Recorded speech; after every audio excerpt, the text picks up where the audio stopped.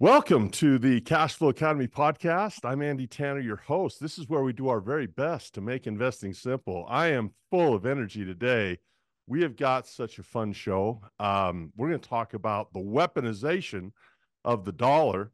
And so stay tuned for some real good goodies. It's going to really impact your life. I mean, everyone uses money, or in this case, we'll call it currency, every single day of their life. So we've got a great guest. We have Saleha Mohsin today, and she is the author of Paper Soldiers: How the Weaponization of the Dollar Changed the World. So we're excited to have her on deck. I'm going to let her introduce herself. One little plug: go to yourinvestingclass.com for goodies from me. We always have lots of fun things there. And with that, Saleha, thank you for taking some time to record with us today. This is going to be a great interview. I can feel it coming. I'm so excited to be here, Andy. So let's just start a little bit with your background. You were before we started going on air, you were very coy. You said, well, I'm just a girl from Ohio. I don't know. You've got a pretty impressive resume. Walk us through your story of how you came to be interested in this topic and why the book Paper Soldiers. Absolutely, Andy. I started at Bloomberg 10 years ago in Norway. I was based in Oslo, and I had a background in business and financial journalism. I started covering Scandinavian monetary and economic policy, and I got interested somewhat in how government currency policy was at play in some of the smaller countries in the world. And when I moved to Washington in April of 2016, I started covering the Treasury Department. So I covered the tail end of Obama all the way through Trump and now the Biden administration. And I learned that the Treasury Department has this immense power and Yes. influence over our daily lives. And I realized that the best way to explain that is by talking about this dollar bill that weighs no more than a paperclip. It is in different forms in our pockets, in our sofa cushions, in our bank accounts. It buys home, education. It can go overseas. It can hurt people through sanctions. And all of a sudden, I thought, oh, I think I have a story. I also Boy. realized that there's a lot of books about the Federal Reserve. We have a musical, Hamilton, about the nation's first Treasury Secretary, but there's no book on Treasury. Yeah, you make a great point from an education standpoint. Is when I went to school, they talked a little bit about government, and they would talk about the legislative branch being a maker of laws, the executive branch, enforcing laws and executing laws. Excuse me, and then the judicial branch to interpret laws. No talk of monetary policy, no talk of fiscal policy, which those bedfellows, I suppose. I don't know if they're bedfellows or if they hate each other, but they certainly run hand in hand. It certainly does affect our lives. And people, anytime there's power, it can be weaponized. Fire could be weaponized, right? Anything can. I remember one of the stories. I think it was the Suez Canal that right after World War II. I think Eisenhower was in the White House. I'm not sure, but Britain wanted to go take over the Suez Canal, and they put all their tanks out there, and they're going to fight. And they said, "Hey, U.S., will you help us?" And Eisenhower said, "Look, we just had a world war. We're done shooting bullets. We're done losing lives. So we're going to weaponize your bonds right here, and we will. We bought all your bonds to help you." With this war, we've got a bunch of sterling bonds. Tell you what, we'll just liquidate them all for cash and crash your economy. So not only are we not going to help you, but you're going to get out of there. And their tanks were gone in 2 weeks. So you can weaponize money. There's a lot of power to it. But what I liked about what you said is this affects us personally each and every day in our life. So let's just throw you a couple easy questions to start with. What does it mean that the dollar's been weaponized to you? And how did the dollar become weaponized? How did we get here? Yeah, that's one of the main overarching narratives of the book is how it became weaponized. There's a couple of different starting points if you want to get really wonky and nerdy about it, which I think your super smart audience might want to. We love we All love to right, get nerdy. all right, roll up your sleeves. So in let's go back to 1862. Our Treasury Secretary at that time was Salmon P. Chase, and the Civil War was going on, and the Treasury Department had no money. The coffers were empty, and this is the time when the country was just 100 so years old. Everyone kind of wondered, how long is this new democracy, Hercules in a cradle, gonna last? Is it really Hercules in a cradle, or is it just gonna tucker out? And someone came up with the idea of a paper currency. And it was Yeah, such a wild idea that there were some lawmakers who called it, quote, immoral to have a paper currency. They started it. That's where our dollar began. We became the world's reserve asset in the wake of two world wars when the dollar was officially crowned King Dollar, yep, dethroning the British sterling. The US was now the world's biggest economy. It had the best fiscal position, growth prospect, and other countries, Britain, because of the war and how much physical damage to their infrastructure had happened, that baton was passed forward to America. Over the years, the country became huge, a driver of growth globally, and then 9/11 happened. And that is when the real weaponization as we know it now began.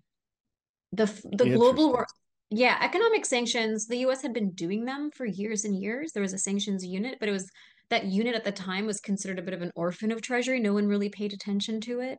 And with 9/11, um, the war on terror, George W. Bush's war on terror, did not start with a rifle or military tanks. It started with Treasury. He gave the Treasury Department authorities through an executive order to impose harsh economic sanctions and to use its power to follow the money around the world, because the global financial system is at the center of the world. The world runs on dollars, to track, how did terrorists finance this? What else are they Interesting. financing? And how do we choke off those points? And since then, it started. And we've seen the dollar used to impose our geopolitical and foreign policy objectives overseas increasingly since then. It's a lot like becoming the lifeblood of the world. You mentioned, in that period of time, they had that. I think it was Bretton Woods, New Jersey, where they had a big meeting after the World Wars and decided, oh, these guys have a portion of gold backing their dollar supposedly. Let's make, that seems safe to us. Let's make them the world currency. But now that also gives us the ability to become a tourniquet to that lifeblood.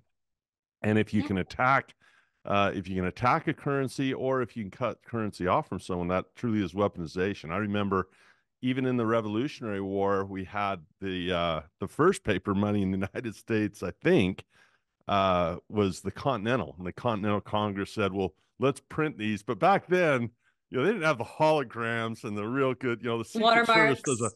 they do a pretty good job, Secret Service, of fighting counterfeiting. But Britain counterfeited a whole bunch of these Continentals, flooded it, hyperinflated it, and that's where you get good as gold and not worth a Continental. And now, boy, it is.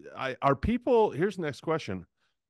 From what I read, have you seen people second guessing, meaning globally, the position of the U.S. dollar as the world's reserve currency? I know when I was in Japan, I found a newspaper that was printed in English somehow, and they were actually talking about that. They're saying, why now that they're no longer backed by gold, why do we let this happen? So, have you seen rumblings as well in your reporting and in your research on countries saying maybe we don't want the U.S. to be the world reserve currency?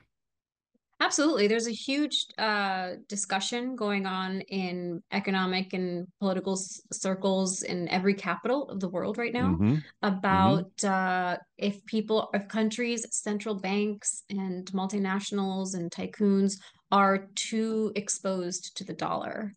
Now, one part is that this conversation has been going on for a long time. It's healthy to have this conversation and be Yeah. self-critical and re-examine the status quo. Every 10 years or so, someone thinks, oh, maybe the Japanese yen will supplant the dollar. Oh, the euro could do it. Oh, maybe it's the yuan or a CBDC or a crypto.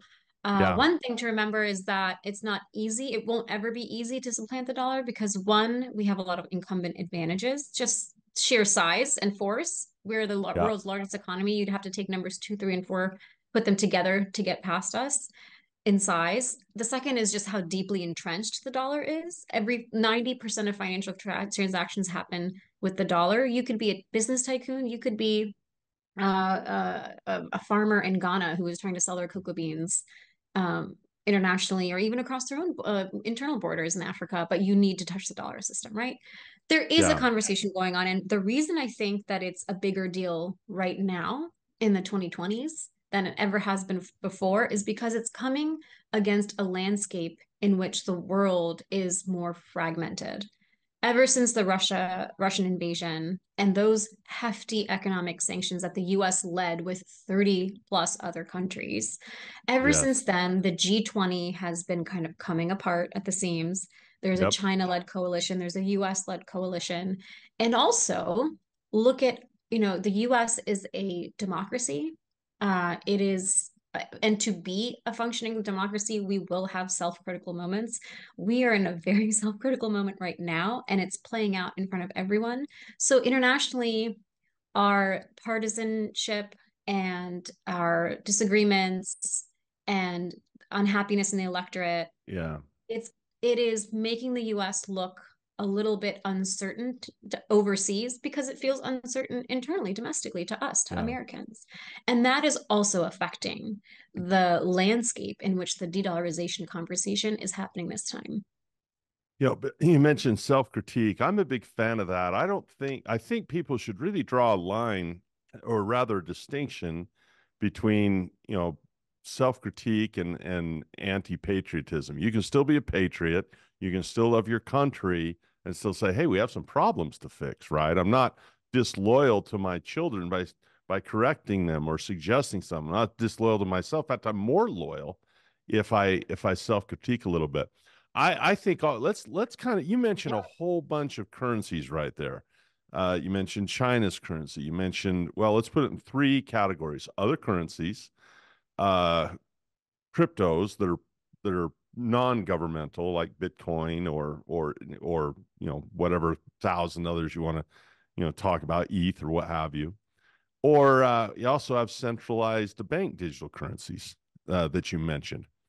I kind of lean towards the people with the guns. I'm not a fan of MMT, modern monetary policy. Our listeners, most of them know that's. I've had probably 20 different PhDs from different business schools in this country on the podcast.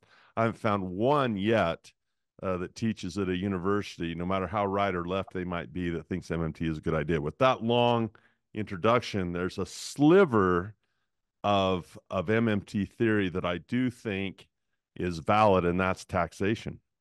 Because one of the things you can do to create demand for currency is demand that to pay taxes. And people often say there's two things for sure that you cannot fight. You can't fight death, it's going to come, and you can't fight taxes, you're going to pay them. So a lot of these folks that say, well, I have a digital currency that says I can now circumnavigate the dollar. I don't need to be centralized. I can be free to transact, and then they can do. Well, they're still going to say, yeah, but when it comes to paying your taxes, you get to trade that crypto for $1 because we only accept dollars, and that's what we accept. And so the idea of saying, well, I'll circumnavigate this. Well, you've got to decide whether you want to obey the laws of your country or whether you don't. And people might say, well, they're never going to be able to track it. Okay, that's fine. I can go over the speed limit when no one's watching, but you have to decide, do you want to break the laws? So tell me about, let's talk about those three in a choice other than $1. And let's start with that centralized, or excuse me, central bank digital currency. What's your thought on that? No, China's got one. I've heard that the Saudis are willing to sell some oil and take that currency. I mean, is that true? That's an interesting question. I think with CBDCs, it's more likely for a CBDC to become a trusted currency or asset Yeah. than another crypto, Bitcoin, that kind of thing, because like you said, it is backed by a government, a central bank, has a military probably. Um, you if you look at countries are creating them, there's a lot of debate around whether it's going to work or not, but it brings me back to my initial point that 100 or plus years ago people thought paper currency was immoral, so all this talk and Yeah. confusion about CBDCs, it's just new, and sometimes the new thing arrives and it's shunted away, and sometimes the new thing comes and it sticks, so we're still figuring that out. CBDCs probably have a little bit of mojo, right? There's something there. Yeah, um, for crypto, sure. be crypto, because there's no government behind them, I don't know that it could ever really supplant the dollar. You also have to wonder, is it just going to be one replacement? Maybe there's going to be a period of no real reserve asset whenever, if, whatever it happens in a year, a century, half a century, I don't know. Um, in terms of other currencies, there's really no one. I mean, people talk about the euro, but they don't have Yeah. enough debt instruments, enough liquidity for that. The Right. yuan, like, China and Russia are trying to boost the yuan a little bit, and they're finding that there's not enough liquidity in the yuan. And so it gets expensive for Russian companies to issue local debt in the yuan, right? So they're trying to do it. Or Yeah. Russia boosted trade with India and have all these rupees, but it turns out we don't want all these rupees because it's not as exchangeable. No one else wants them. The other thing I'll point to is that when a crisis hits, and it could be as something like a global pandemic, or it could be a financial crisis that's American made, even. It could be a local crisis, a regional currency crisis, or political instability is causing crisis. In those moments, investors and the world looks to the dollar as a safe haven. Even in 2008, when the US Yeah. caused the subprime mortgage collapse, caused the global financial crisis, people were still coming to the dollar. So I would have to first see the US's safe haven status diminish before you could even start talking about a real replacement. So let's talk about the danger of weaponization a little bit. Um, I'm a Second Amendment guy. I hope I don't get canceled for saying that by everybody listening. I've taught my sons to defend themselves. We enjoy going to the range. We try to do this responsibly. I also say that with understanding the difficulty of that debate. But the reason I say that is that there's some unbreakable rules that we follow when we go to the gun range. And before we even get in the safe and get the firearms out, we talk about those unbreakable rules of safety because they're very, very dangerous. People lose their lives. They're nothing to be fooled with. I wish people would uh, take the same attitude towards their alcohol when they drive with that weapon. I wish they would, or others for that matter. But the point is, there was a person in my home city back in the 80s who there was a series of bombings and people were getting blown up, every couple of days another one would go off, and then the third one went off in a guy's car. And they thought, how are these people connected? And it turns out the third one was the perpetrator. He screwed up and he blew himself up. And he was trying to blow up these other people. So when you weaponize a dollar, be careful where you point that gun. So let's talk about this for a minute. Is let's talk about the strength of the dollar, because as we look at the Treasury, and I hope I can be respectful to Secretary Yellen, but still ask her some. I'm not a very good reporter, but I would ask her some difficult questions. I would say, Secretary Yellen, when we were doing our saber rattling between Democrats and Republicans with this huge divide that you mentioned, that's a legitimate self-critique, I think, because Democrats and Republicans hate each other so bad right now that they'll do crazy things out of spite. Uh, you know, whatever side of the aisle a person resides on, I kind of stay out of that fight. But there's a divide. And so they're saber rattling, saying, "Well, we're going to shut down the government. We're not going to raise the debt ceiling." So that chokes off our own ability to survive, our own ability to pay veterans benefits, our own ability to, the whole budget gets cut off. And so Secretary Yellen said this would be a monumental catastrophe. This would be a meltdown. This would be horrible. She used, really apocalyptic language to describe what would happen if we don't raise the debt ceiling. So we raised it, as I know we will, and as we're going to raise it, and we're going to raise it a bunch more times. But our credit rating was dropped again from AAA. Now this is significant, and I hope this isn't too wonky and too long of a question, but I think it does need this background.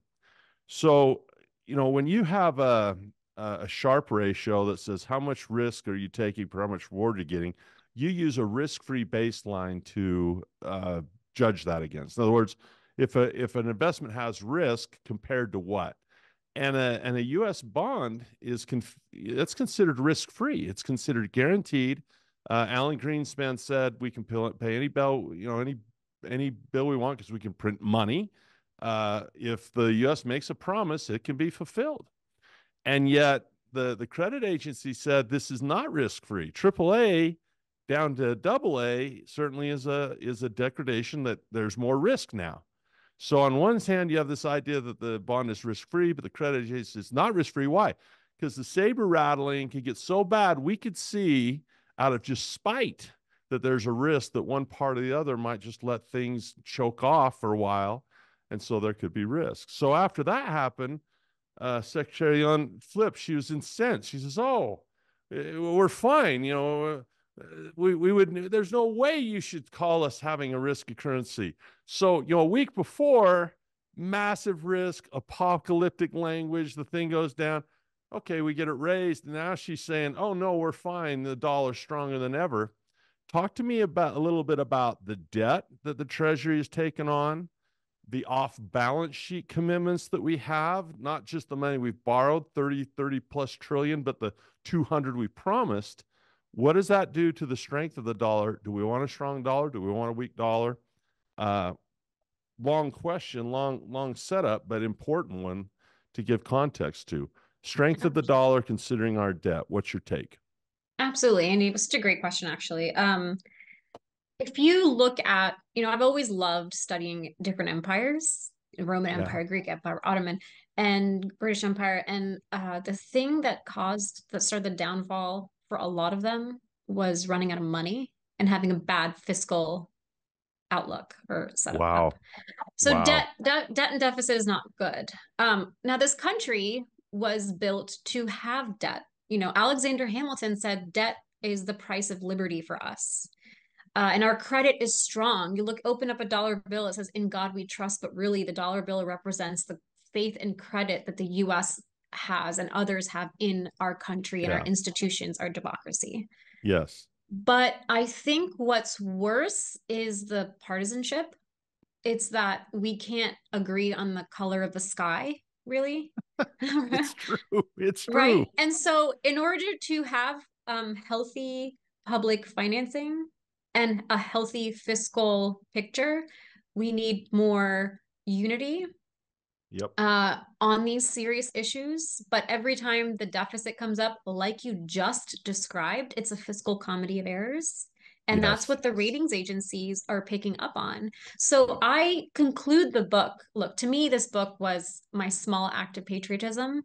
And I'm, of course, American and hopeful, right? Of course, for this Yes. country. And that's why we're so self-critical, because we put it all out there because it'll make it stronger, us stronger.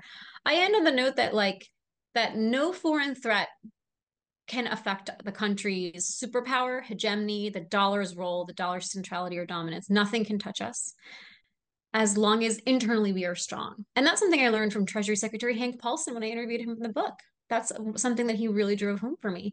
As long as we can get our ducks in a row and get organized, then no one can touch us. So even massive debt can't touch us, because that debt is why we're such a great country. We have so much innovation, so much advancements, technology, healthcare, research. So many of the Yeah. world's biggest advancements come from the U.S. From a fiscal standpoint, I would have less problem with borrowing money. And there's even a second derivative of that, because if you have to manage two things. Well, as a business or in a household, you just have to manage debt. And debt can be a very powerful accelerator through the moon. You can borrow money to buy real estate. You can borrow money to start a business. Debt can really help you, and it can kill you if you go into credit card debt for buying cars and toys. The government actually has a second derivative of that is they not only have to manage the debt, they have to manage the value of the currency with the supply, and they can print a ton. And I would even have less problem with that if they did what you just said. If we looked at the pie of the budget and where this borrowed money and printed money goes, and it was into research on, let's cure cancer with it, or let's build infrastructure with it, or let's educate people with it. But the most of this is just income supplementation. It's called income security. It's the largest part of our budget is just paying people to be alive, and that scares me. What I love about I don't think this is a small act of patriotism by you. I've written 2 books. It's not an easy thing to do. At least for me, it wasn't. And the I cover is so really patriotic too. The cover, red, well. white, and blue. I I I tell people pick up these books and read them. Pick up a copy of Paper Soldiers: How the Weaponization of the Dollar Changed the World. And I'll tell you why this is an act of patriotism. I think it happens on 2 levels. Number one, if you're going to be in a free society and you have a responsibility to vote and put your voice out for what policies at best, a person should be educated on those policies. We should know more than just what a judicial branch is. We should know what a secretary of the Treasury can do. We should know what a chairman of the Federal Reserve can do, or chairperson. Very, very important, right? I mean, we should have knowledge as an electorate. And books like yours increase that knowledge of that electorate exponentially. I mean, it's a quantum leap in that. The second thing is if the weaponization of the dollar, I want to make sure it's not pointed at me. I don't want that gun pointed at me. And as an individual, I'm a huge advocate for individual education. I would love to see the electorate more educated. Nothing would be better in the world for our country. But there's such a small portion of people like you and I that care about this. Most people want to know, what's Lindsay Lohan's parole status or whatever it might be for the week, right? But to defend yourself, I will say this. If I were to offer a solution, and I like your take on this, and whether you have a different one or in congruence with it, serve people. People tend to think about this game of currency all wrong, I think. I really do, Saleha. I think that people are trying to figure out, well, if it's Bitcoin, I want to buy a bunch of Bitcoin now. Or if it's the dollar, I want to have $1 now. Or if it's if it's a centralized digital bank currency, I want a lot of that. That's not really, I think, how you get rich in the long term. I think you serve people. I think you have a business. I think you buy some stocks. I think you have some real estate to provide housing for people. And whatever currency we happen to agree on or how it evolves, you'll be in a position to serve people for an exchange of whatever currency. So the best way to defend yourself is to put yourself in a position to use capitalism, which is really the more people you serve, the more power and effect you become. That's the way to defend this, in my view. Any other thoughts on that? I think it's important. Our democracy should be the biggest. I think I'm part of it, so I want to be part of the best country, right? I think, but to me, the power is in the hands of the American people, no foreign country. Yeah. It's in our hands to make sure that this national treasure that is the dollar that can protect us. It provides national security, homeland security for us, like it did after 9/11 and many times since. It Yep. provides us with huge economic benefits. We have the lowest interest rates in the world. We can have this massive deficit financed at interest rates that no other country could pull off. Yeah. We have a That's true. consumer-driven economy. When the US economy is growing and expanding, the world economy is growing and expanding. So I think it's in everyone's best interests to protect and maintain the dollar status quo. Saleha, you are wicked smart, and I love it because you can also make this simple. That's something I love very much. People learn about the dollar, learn about its weaponization, learn about it. It's also very important to be able to position myself asset-wise and understand which assets benefit from a strong dollar and which assets benefit from a weak one. For example, real estate, if I borrowed money and I'm renting, uh, best thing I can ever have is a weaker dollar because My payment's likely fixed. My square footage is fixed and secure. It's just going to get more valuable. Rent's going to go up. Payment's going to stay the same. But if you are concerned about a stronger dollar, having a little bit of precious metal, having a little bit of alternate currency might be a good place to go. So this book, Paper Soldiers, How the Weaponization of the Dollar Changed the World, this will absolutely do nothing but assist you, not just in a society, but also personally. Pick it up. Go to Amazon.com, pick up a copy. And Saleha, thank you just so much for your time. You've been so gracious. One of the delightful guests we've had on the Cashflow Academy podcast.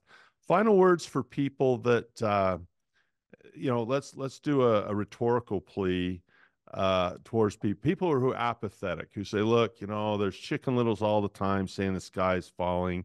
I don't really need to learn about my dollar. I've had it my whole life, hadn't had to learn about it so far. Talk to the person with the apathy saying, I don't need to learn about this. I think if you care about the country, you care about our democracy, you care about how we got to where we are and what we need to know looking forward, this is a great book. Fantastic stuff. We thank you again for your time. You've been listening to the Cashflow Academy podcast. Saleha, please hang on a bit so I can properly thank you after I close the show. Also, you can drop by yourinvestingclass.com and see that there's goodies there for you, ideas on investing, and there's education there as well. Until then, I wish you the best. Keep your position sizes right. Keep your education going. We'll see you next time. This podcast is a presentation of Rich Dad Media Network.